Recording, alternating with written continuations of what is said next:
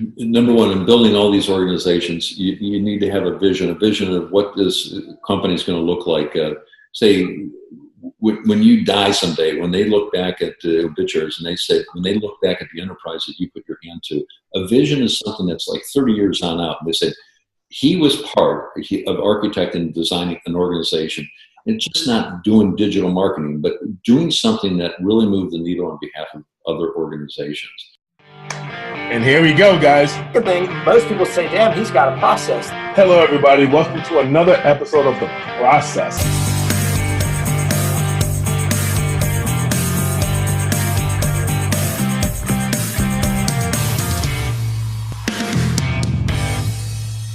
Damn, he's got a process.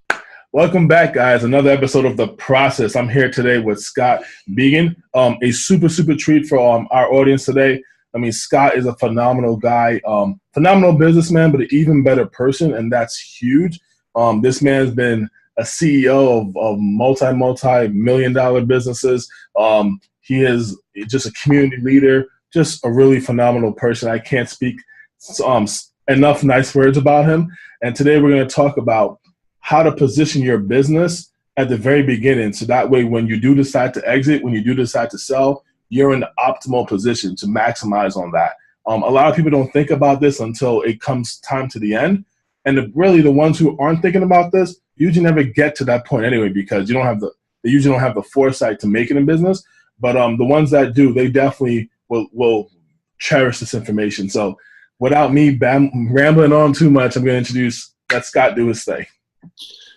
David, thank you for the introduction. I think the words make me blush, so thank you very much.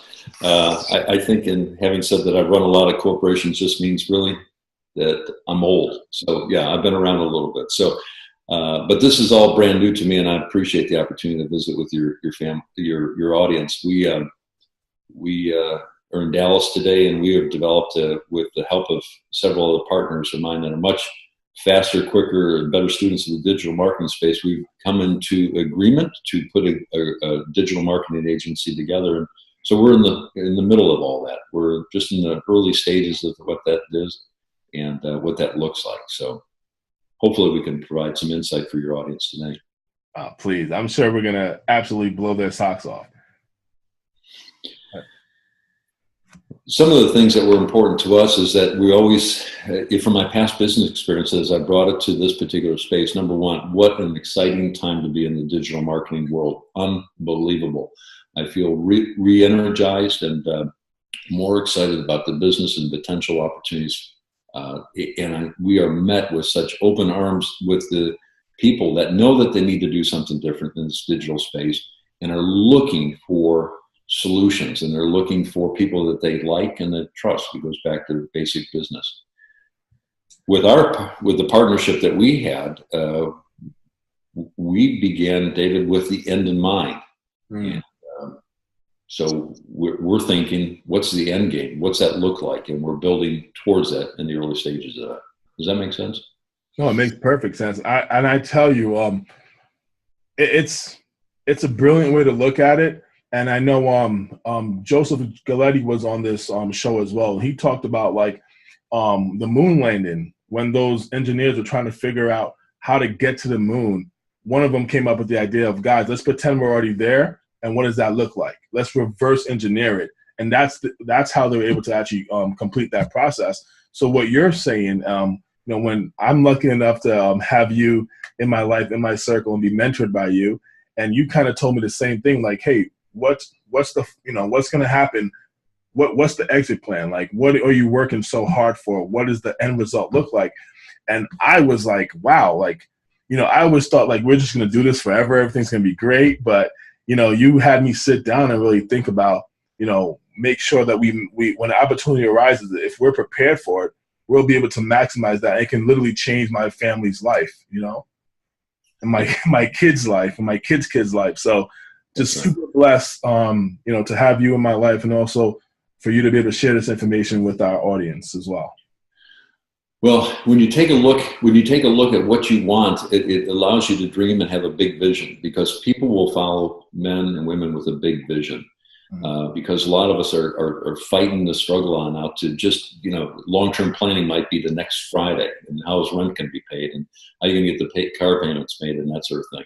If you can get beyond that and know that there's plenty of money. Number one, there's not a scarcity of money. There's plenty of money in the world for everyone. I mean, there is no scarcity of money, and that's a major thing, because people say that if I help you along, well, you're taking out of my pocket. That's not true. And it's this community that we're building, sharing information, sharing best practices that can open up the expansiveness for everyone that wants to do this. The most important thing about working with the end in mind is that you need to have a vision for what the organization, what is your impact? What do you want to do? What kind of people do you want to surround yourself with? Do you want to be able to travel? Can you put a system together where you can do and work remotely? We have a family. I have 6 kids, and we're coming to the end of putting kids in college, so we have heavy duty expenses. But more importantly, we're looking, my wife and I, ask, when we become empty nesters, what do you want your life to look like, and how to have the freedom and the cash flow to do the things that you would want to do? And quite frankly, we love the idea of traveling and being able to do this remotely. So that's some of the things that we're putting in mind today. Oh man, I love it. Empty nester, I'm thinking maybe like the house on the beach in St. Vincent or Mexico, something like that, but still be a part of something where it's not like, I have zero responsibilities. I don't know what to do with myself, because I feel like I always want to be in the game a little bit. That's right. And I don't think from a biblical perspective, it never talks about retirement in the Bible. And I think what gives us energy is the ability to work with others and to give back and to share some of the thoughts. And I'm energized by some of the younger guys that I'm working with that really have an appetite to understand this industry. From a practical standpoint, David, one of the things that we put into place was an operating agreement. I'm not a big fan of paying attorney bills. We've got to build a power team. And what I mean by a power team, 2 things. I need CPA, some guys that are just absolute pros that can provide us with good relationship and good information. Does it get costly? It can get costly, but in the long run, we're teeing you up for the future. Mm-hmm. 2, an attorney, someone that can help you with an operating agreement, all the other nuances that help you with your contracts with clients and a lot of different things. Insurance guys. I mean, we're putting ourselves out there. There's some risk associated with this whole thing, so you need some prudent guys that need some insurance to protect their assets and some of the things that they're building. So I'm surrounding myself with this loosely held power team that all my partners and I can agree to are the good guys, in so to speak. Yeah. In addition, we're also building our bench out, 1099, people that want to do creative things, videographers, copy, all these type of things. We're building an entire bench of what we call bench strength, and we're deep in building those relationships and people that want to do business with us. Does that make sense? That makes perfect sense. When I think of bench strength, I'm thinking like in the gym, lifting up those weights. But I like your version better. So you're pretty much building out the business in a way that that you guys are protected and that you guys are ready for growth. And I'm telling you, like, having an attorney, having a CPA, having the right CPA, having the insurance, like, these are little things. They don't cost you much at the beginning. Well, the attorney can, but for the most part, they're just little things that most people don't take those extra steps to put in place, and then they wonder why things fall apart later on.